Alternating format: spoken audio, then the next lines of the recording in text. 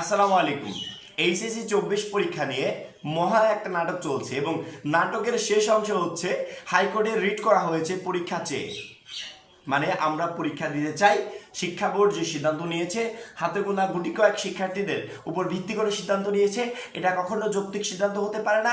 আমরা আন্দোলন করেছিলাম মেধার মূল্যায়নের জন্য, এখানে মেধার কোনো মূল্যায়ন হচ্ছে না, এই জন্য আমরা পরীক্ষা দিতে চাই এমন একটা লিখিত দিয়ে হাইকোর্টে রিট করা হয়েছে, যার পরিপ্রেক্ষিতে হাইকোর্ট কোনো আদেশই দেয়নি। এই মুহূর্তে যেই ছবিটা দেখা যাচ্ছে যমুনা টিভির ছবি, এটা কালকে রাত্রে নিউজটা প্রকাশ হয়েছে। নিউজটা আমি দেখেছি, পুরোপুরি দেখেছি, তোমরা চাইলে গিয়ে দেখতেও পারো, কোনো প্রবলেম নেই।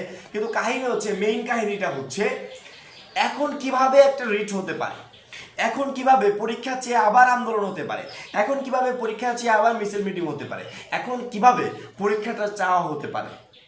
বর্তমান দেশের যে পরিস্থিতি, এই পরিস্থিতিতে আদৌ কোনো পরীক্ষা নেওয়া কি সম্ভব? শিক্ষা বোর্ড একদিকে রেজাল্ট তৈরির জন্য প্রস্তুতি নিচ্ছে, শিক্ষার্থীদেরকে বলেছে তোমরা জিএসসি এসএসসির মার্কশিটটা জমা দাও, প্রবেশপত্রটা জমা দাও, আমরা এর উপর ভিত্তি করে রেজাল্টটা তৈরি করব।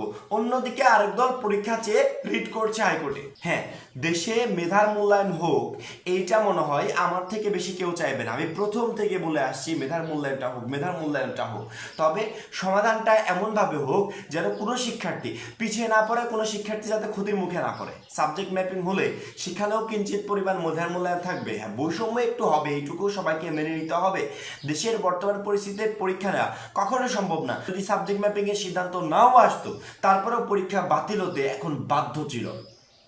আমাদের যে সমস্ত অঞ্চল বন্যা হয়ে বর্তমানে ভেসে গেছে, শত শত স্কুল কলেজ পানির নিচে ছিল, সে সমস্ত স্কুল কলেজ কেন্দ্রগুলোতে পরীক্ষা কিভাবে সম্ভব হতো? এখানে পার্সোনালি সিলেটের মতো কোনো মাত্র একটা অঞ্চল না, এখানে কয়েকটা অঞ্চল মিলে এই অবস্থা হয়েছে।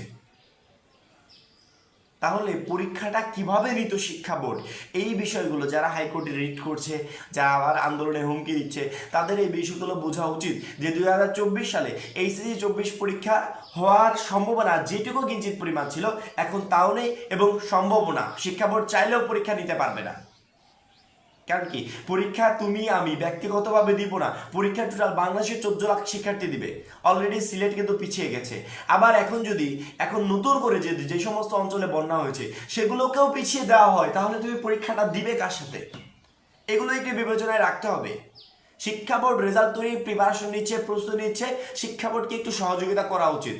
আমাদের কাছে যে সমস্ত তথ্যগুলো চেয়েছে সেগুলো তথ্যগুলো দ্রুত দিয়ে শিক্ষা বোর্ডকে সহযোগিতা করা উচিত। একদিকে রেজাল্ট তৈরির কার্যক্রম চলছে, অন্যদিকে রিট করা হচ্ছে, এখনো পরীক্ষা চেয়ে। এখনো কি কোনোভাবে পরীক্ষা হওয়া সম্ভব? কোনোভাবে সম্ভব না। পরীক্ষা যদি হতো, সেখানে মেধার সর্বোচ্চ মূল্যায়নটা হতো। আমি অবশ্যই চাই মেধার সর্বোচ্চ মূল্যায়নটা হোক, কিন্তু তোমাদেরকে একটু বিবেচনায় রাখতে হবে যে পরীক্ষা তো এখন নিতে পারতো না, বোর্ড কখনো এখন পরীক্ষা নিতে পারতো না। শেষমেশ ওই পরীক্ষা বাতিলের সিদ্ধান্তই আসতো, এবং বোর্ড যদি পরীক্ষা নেওয়ার চিন্তা ভাবনা করতো, তাহলে এই টোটাল কার্যক্রমগুলো শেষ করে বন্যা পরিস্থিতি মোকাবেলা করে আস্তে আস্তে পরিস্থিতি স্বাভাবিক হতে হতে এবার তোমাদের পরবর্তী ব্যাচ যে এইচএসসি 25 আছে না, এইচএসসি 25 আছে, তাদের সাথে পরীক্ষা দিতে হতো। অ্যাডমিশনের চিন্তা ভাবনা বাদ দিয়ে ফেলতে। এইভাবে কখনো কি একটা বোর্ড পরীক্ষা হতে পারে? বোর্ড পরীক্ষার একটা নির্দিষ্ট টার্ম থাকে, একটা নির্দিষ্ট প্যাটার্ন থাকে, একটা নির্দিষ্ট সময় থাকে, যে সময়ের ভিতর পরীক্ষাগুলো শেষ করতে হয়। তোমাদের সময়ের ভিতর যদি তোমাদের পরীক্ষাগুলো শেষ করতে না পারে, তাহলে 25 ব্যাচ, 26 ব্যাচ, 27 ব্যাচ, 28 ব্যাচ, এরা আসলে কি অপরাধটা করেছে? এদেরকেও সেম প্রবলেমে পড়তে হবে। একটা ব্যাচকে সময়ের ভিতর শেষ করতে হবে, তাহলে অন্যান্য ব্যাচরা সুযোগ পাবে। তাদেরও প্রবলেম হবে, এমন না যে তাদের প্রবলেম হয় না, তাদেরও প্রবলেম হবে। তবে তাদেরকে পর্যাপ্ত পরিমাণ সময় দিতে হবে পরীক্ষার প্রিপারেশন নেওয়ার জন্য, তাদেরকে সুযোগ দেওয়া হবে পরীক্ষা নেওয়ার জন্য। তবে 24 ব্যাচের ক্ষেত্রে বর্তমানে যে সিদ্ধান্তটা এসেছে সাবজেক্ট ম্যাপিং এর জন্য, রেজাল্ট তৈরির জন্য যে আমাদের কাগজপত্রগুলো চেয়েছে, এগুলো আপাতত দৃষ্টিতে ঠিক আছে। কারণ কি, পরীক্ষা নেওয়া এখন কখনো সম্ভব ছিল না।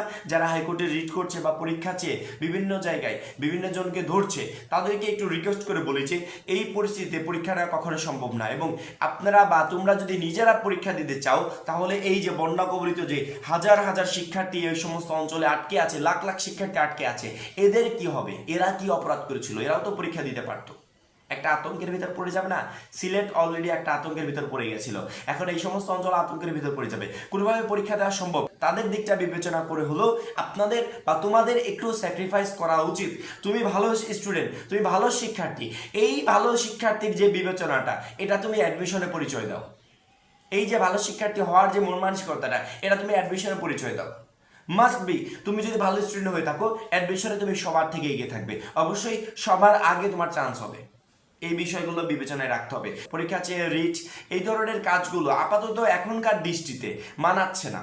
কারণ কি, এখন পরীক্ষা কখনো সম্ভব না। শিক্ষা বোর্ড যত দ্রুত পারছে রেজাল্ট তৈরি কার্যক্রম শেষ করে ফেলছে, শেষ করে তোমাদের রেজাল্টটা ঘোষণা করে দিবে, এবং রেজাল্টটা অ্যাকুরেটলি কত তারিখে ঘোষণা হবে এই বিষয়টা আসলে আমার জানা নেই, শিক্ষা বোর্ড থেকে জানানো হয়নি। তবে আমরা সবসময় নজর রাখছি, যখনই জানানো হবে তৎক্ষণাৎ ভিডিওর মাধ্যমে তোমাদেরকে জানিয়ে দেওয়া হবে অমুক তারিখে শিক্ষা বোর্ড রেজাল্ট দিবে। যারা অলরেডি মেনে নিয়েছো বিষয়টা যে যেভাবে হচ্ছে এভাবেই হোক রেজাল্টটা দ্রুত দিয়ে দিক, তাদেরকে অবশ্যই ধন্যবাদ দিব। এবং যারা মানতে পারছো না তাদেরকে বলছি, কখনো সম্ভব না এখন বর্তমান পরিস্থিতিতে পরীক্ষা নেওয়া। তোমাদের খুব দ্রুত মেনে নিয়ে শিক্ষা বোর্ডকে সাপোর্ট করা উচিত, 100% তাদেরকে সাপোর্ট দেওয়া উচিত, যাতে দ্রুত রেজাল্ট তৈরি করে তারা রেজাল্টটা প্রকাশ করে দিতে পারে। ঠিক আছে, এখন এই পর্যন্তই এসএসসি 24 সম্পর্কিত পরবর্তী সকল গুরুত্বপূর্ণ আপডেট আমাদের চ্যানেল থেকে পাবে। তার জন্য অবশ্যই চ্যানেলটা সাবস্ক্রাইব করে পাশে বেল আইকনটা দিয়ে ক্লিক করে রাখবে। সবাই ভালো থাকবে, সুস্থ থাকবে, আল্লাহ হাফেজ।